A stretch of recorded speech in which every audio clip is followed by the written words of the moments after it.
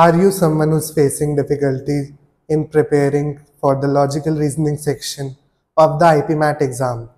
Hi, my name is Mayank Agarwal. I recently got into IIM Rohtak, and in this video, I'll share how I prepared for the logical reasoning section of my exam.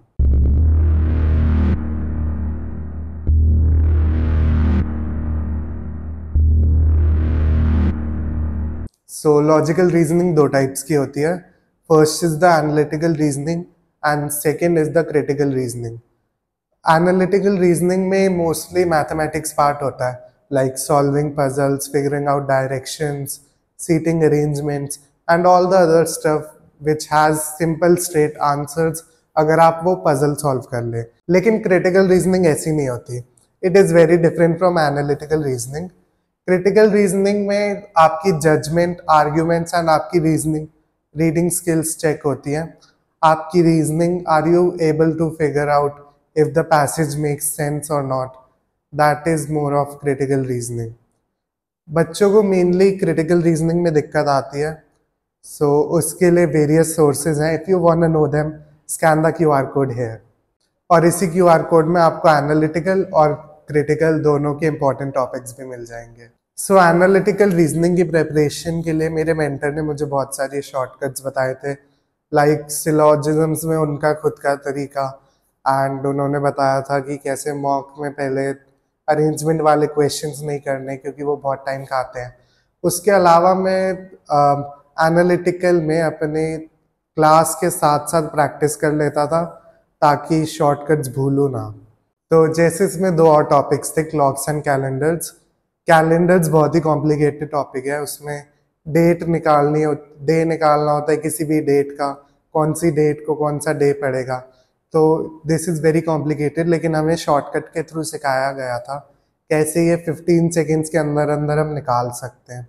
उसके अलावा clocks में एक बहुत complicated concept होता है which is the gain and loss वाला concept. तो उसकी भी शॉर्ट ट्रिक्स हमें पता चली थी. तो it was very helpful and सबको वो पता होनी चाहिए. उससे एग्ज़ाम में हमें एक स्टार्ट अच्छी मिल जाती है, टाइम सेव हो जाता है हमारा क्वेश्चंस में. Now let's talk about critical reasoning. So critical reasoning में आपकी judgement, assumption and reasoning skills ये सब चेक होती हैं. इसके लिए बहुत इंपॉर्टेंट है कि आपके सोर्सेज सही हों, क्योंकि it is a very subjective topic. इसमें कई बार ऐसा भी हो सकता है आपके सोर्स का आंसर गलत हो. तो अगर आपको वेरीफाइड एंड करेक्ट सोर्सेज चाहिए तो please scan this QR code.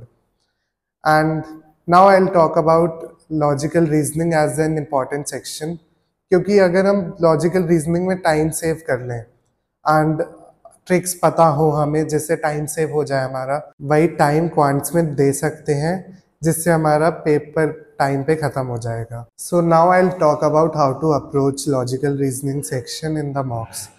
So mocks में पहली चीज़ जो आपको करनी है वो आप पूरा पेपर स्कैन कर लीजिए. आपको कौन सा क्वेश्चन आता है, which topics you are comfortable with.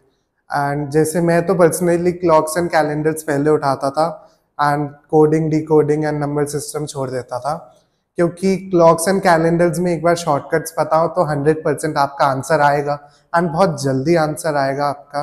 And coding, decoding and number system can be complicated, तो वो बाद में सॉल्व करना चाहिए. तो अब आप जितने ज़्यादा मॉक्स देंगे आपको समझ आ जाएगा कैसे लॉजिकल का सेक्शन अटेम्प्ट करना है एंड कैसे आपका पेपर में टाइम बच सकता है.